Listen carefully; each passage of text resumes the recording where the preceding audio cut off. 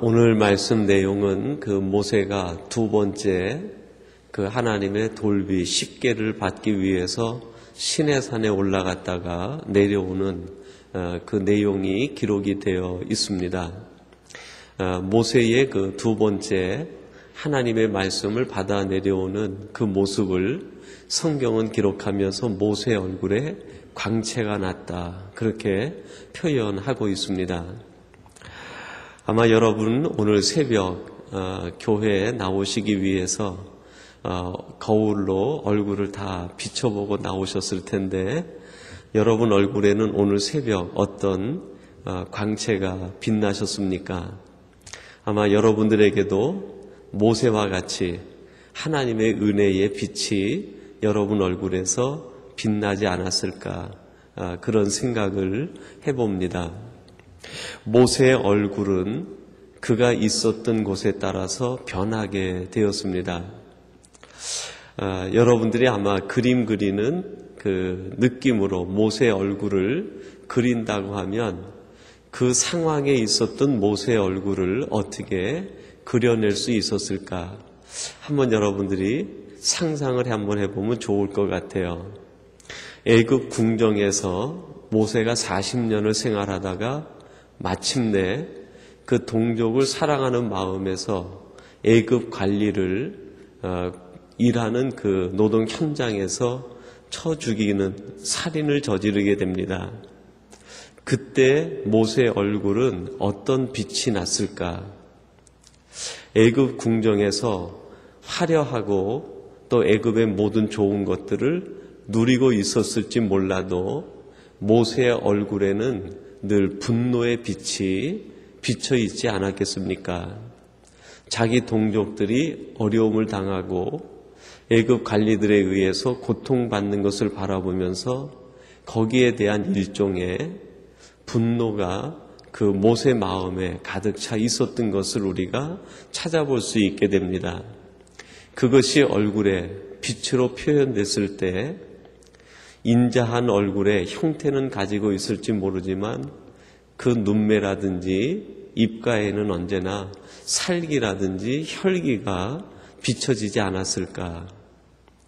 애굽에 있었던 모세의 얼굴을 아무리 아름답게 그려낸다 하더라도 화려한 애굽의 왕관은 쓰고 있을지 모르지만 그 얼굴에는 이유를 알 수 없는 분노의 빛을 우리는 그려낼 수밖에 없을 것입니다. 그 다음에 모세의 삶은 광야 40년의 삶으로 옮겨지게 되는데요. 광야 40년 동안 모세의 얼굴에 비쳤던 빛은 어떤 빛이었을까요? 아마 그때는 절망과 고독, 낙심, 외로움, 아마 무희망, 이런 빛들이 모세 얼굴에 비춰져 있지 않았을까, 그런 생각을 해봅니다. 저의 상상력이 여러분의 상상력과 비슷할지 모르겠어요. 그러나 성경에서 묘사하고 있는 모세의 애굽의 40년, 광야의 40년은 그렇게 우리가 규정 지을 수 있지 않겠습니까? 그리고 그 이후가 이제 하나님으로부터 소명을 받고 이스라엘 백성들을 애굽에서 탈출시키는 과정이었습니다. 아마 모세 전체 삶의 과정으로 놓고 본다고 하면 출애굽하는 그 시기, 광야를 지나가는 시기가 모세에게는 가장 힘들었던 시기가 아니었을까?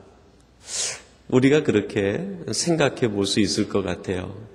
애굽에서 육체적으로 힘들 일이 무엇이 있겠습니까? 애굽의 최고 권자에 있는 권세 중심에 있었고 왕자의 영화를 누리고 살았는데 매일같이 산의 진미가 그에게 있었을 것입니다. 애굽의 좋은 것, 화려한 것이 모세 앞에 언제나 있었습니다. 인간적으로, 육신적으로는 가장 풍요로웠던 시대가 애굽 궁정에서의 40년 아니었겠습니까? 그러나 그곳에서 모세의 얼굴은 가장 어두웠다고 할 수 있습니다. 광야 40년도 역시 인간적인, 육신적인 생활의 면으로 본다고 하면 그리 만족할 만한 시기는 아니었던 것 같아요. 그리고 가장 힘들었던 시기가 바로 이스라엘 백성들을 출애굽시켰던 그 광야 40년, 그때가 아니었겠는가. 근데 이 모세의 얼굴은 가장 밝게 빛난 때가 바로 그때였다는 것을 성경은 우리들에게 가르쳐주고 있습니다. 힘든 사명이고 힘든 그의 십자가였지만, 하나님께서 그에게 주신 아주 어려운 소명이었지만, 그것을 감당하는 과정에서 모세의 얼굴이 가장 빛날 수 있었다는 것입니다. 사람들은 때때로 모세가 애굽에서 40년 누렸던 궁정의 기쁨을 맛보기를 원합니다. 어떻게 보면 우리들의 많은 기도 제목 가운데 기도 제목이 그 부분에 초점 지어져 있는 것이 있지 않습니까? 그러나 그것을 이룬다고 하여도 우리가 한 가지를 놓치면은 우리의 얼굴빛이 하나님의 은혜의 광채를 띄울 수는 없습니다. 그 한 가지가 무엇입니까? 사명을 잃어버리면, 우리가 살아가는 삶의 이유를 잃어버리면은 아무리 세상적인 좋은 것을 누리고 있다 하더라도 우리의 얼굴은 흑색으로 변하고 우리의 얼굴에는 절망과 낙심의 그림자가 드리워지게 될 것입니다. 그러나 우리가 있는 곳이 어디든지, 내가 지금 살아가고 있는 삶의 환경과 형편이 어떠하든지 관계없이 이것 하나만 분명히 우리가 회복하고 붙들 수 있다고 하면 우리의 얼굴은 광채가 나게 될 것입니다. 그것이 무엇입니까? 바로 하나님으로부터 받은 사명이고 소명이죠.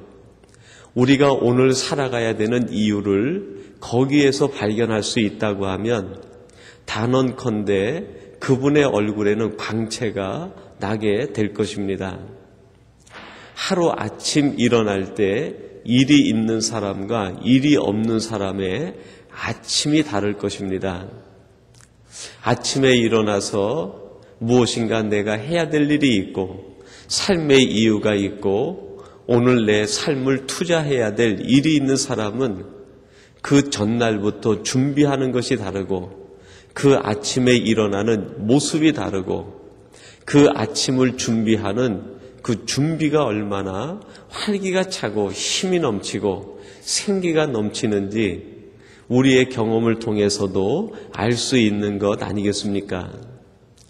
그것이 더더군다나 하나님으로부터 받은 우리의 생명까지도 던져 넣을 수 있는, 아낌없이 바칠 수 있는 사명이라고 할 때 그 아침이 얼마나 감격스럽고 그 하루가 얼마나 감동스럽겠습니까?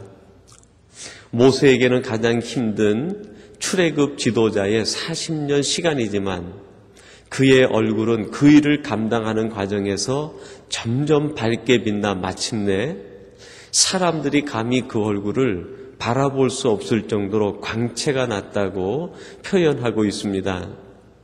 오늘 여러분들이 가시는 그 일이 인간적으로는 힘들고 환경으로는 어렵다 하더라도 여러분이 걸어가시는 그 길이 좁은 길이 되고 여러분이 걸어가는 그 길이 십자가를 지고 가는 길이 되고 사명 때문에 가는 길이라고 하면 반드시 여러분의 얼굴에는 광채가 나고 여러분의 삶은 활기가 넘치고 매일매일 아침이 설렘 속에서 기다리게 되어질 줄로 믿습니다.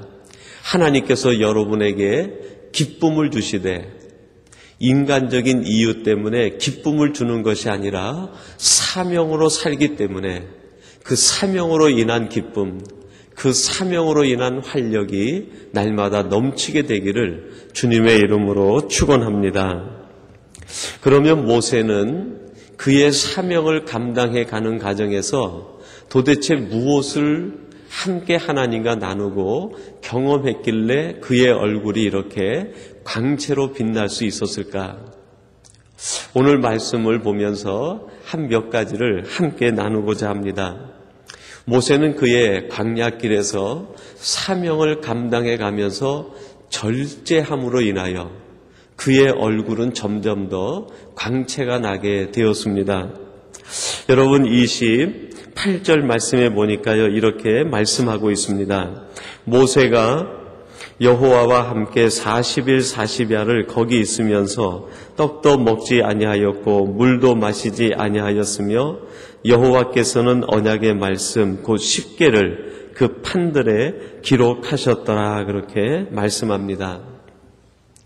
모세가 그의 사명을 감당해 나가는 과정에서 40일 밤낮을 떡도 먹지 않고 물도 마시지 않았다.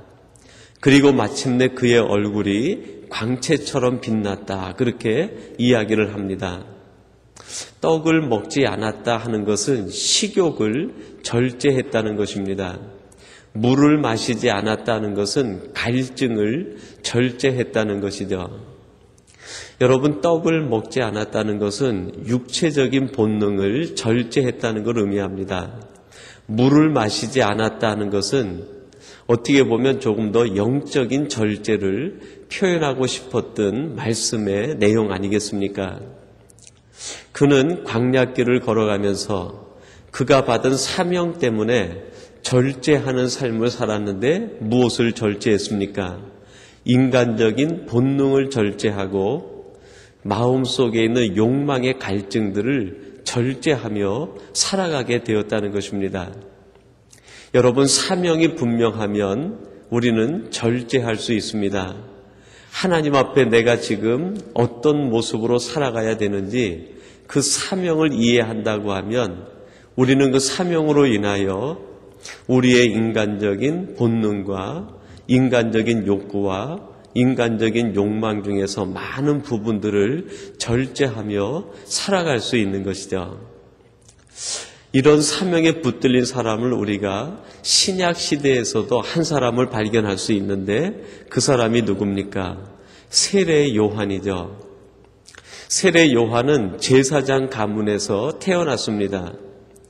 구약의 전통에 보면 제사장은 30세가 되면 그 제사장 직분을 세습하게 되어 있습니다. 그리고 예수님이 이 땅에 계셨을 당시에 제사장이 가지고 있는 권세는 하늘을 찌르는 권세였습니다.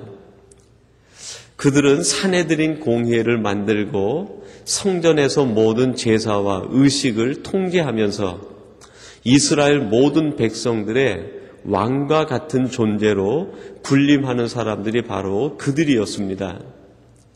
이제 30세만 되기만 하면 그가 어떤 사람이든지 관계없이 제사장의 권세와 부귀 영화를 누릴 수 있는 사람이 세례 요한이었어요. 그런데 이 세례 요한은 하나님으로부터 받은 사명, 너는 광야의 소리다. 너는 세상에서 부귀 영화를 누리기 위해서 만들어 보낸 사람이 아니라 주의 길을 예비하는 소리로 내가 너를 택해서 보낸 사람이다. 이 사명을 깨닫고 그때부터 세례 요한은 광야의 소리로 살아가게 됩니다. 그래서 세례 요한은 제사장의 궁궐이 아닌 광야에 나가 살게 되었고 제사장의 화려한 보석이 박힌 옷이 아니라 약대 털옷을 입고 살게 되었고 제사장들이 먹는 육식이나 제사장이 먹는 산의 진미가 아니라 그는 하나님의 사람들이 먹고 사는 메뚜기와 석청을 먹고 살아가게 됩니다. 자신의 본능을 절제하고 자신의 욕망을 절제하고 하나님과 동행하는 삶을 살게 된 것이죠. 세례 요한의 얼굴도 우리가 비춰보고 그려본다고 하면은 아마 밝게 빛나는 모습으로 그릴 수 있지 않았을까 하는 생각이 듭니다.